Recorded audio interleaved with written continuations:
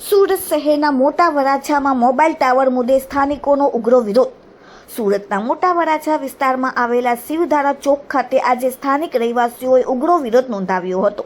વિસ્તારમાં એક સાથે 3 મોબાઈલ ટાવર ઊભા કરવામાં આવતા લોકોમાં ભારે રોષ ફેલાયો છે। મહિલાઓ અને પુરુષો મોટી સંખ્યામાં એકઠા થઈ નારાબાજી સાથે પોતાનો વિરોધ વ્યક્ત કર્યો હતો।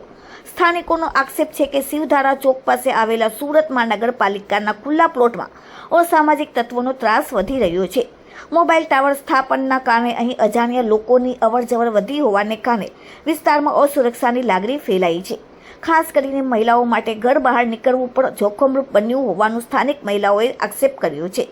વિરોધ દરમિયાન સ્થાનિકોએ આરોગ્યને લગતા જોખમો તેમજ બાળક પર પડી શકે તેવી અસર અંગે પણ ચિંતા વ્યક્ત કરી હતી। લોકોનું કહેવું છે કે રહેણાંક વિસ્તારમાં આ રીતે ટાવર ઊભા કરવાથી ગંભીર પરિણામો આવી શકે છે। આ સમગ્ર મામલે સ્થાનિકોએ સુરત મહાનગરપાલિકાને તાત્કાલિક હસ્તક્ષેપ કરીને યોગ્ય નિરાકરણ લાવવા માટે માંગ કરી છે। જો સમયસર કાર્યવાહી નહીં થાય તો આગામી દિવસોમાં વધુ ઉગ્ર આંદોલન કરવાની પણ ચીમકી ઉચ્ચારવામાં આવી છે। આટલા મોટા મોટા ટાવર ઊભા કરી દીધા છે।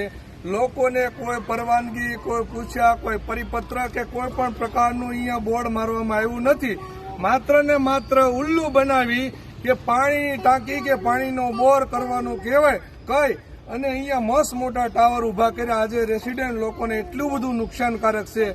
એક ટાવર નહીં, 2 ટાવર નહીં, પણ 3 ટાવર ઊભા કર્યા છતાં પણ આ લોકો વિચાર એવું કરે છે કે આ ટાવરનું આખું હબ બનાવશે કે હું સામાન્ય લોકોની કોઈ વાત સાંભળવા માટે કોઈ સત્તાધારી પક્ષોમાં કોઈ પણ એવા નથી કે અત્યારે એની વાત સાંભળે અને એની વાતને વાંસા આપે કે અથવા નુકસાન કરતું હોય તો એને અટકાવવામાં આવે।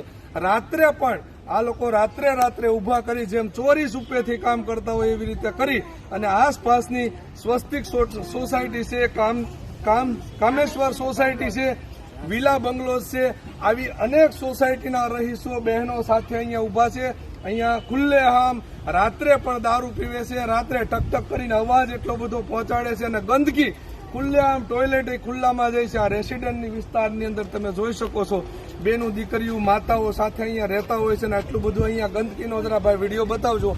આવી ગંદકી સાથે જો એસએમસી ક્યાંય પણ રોડ ઉપર કે આપણી પ્રાઇવેટ જગ્યાની અંદર ક્યાંય પણ પાણીનું ખાબોચિયું ભરાણું હોય તો તાત્કાલિકના ધોરણે નોટિસ અને દંડ ફટકારવામાં આવે છે।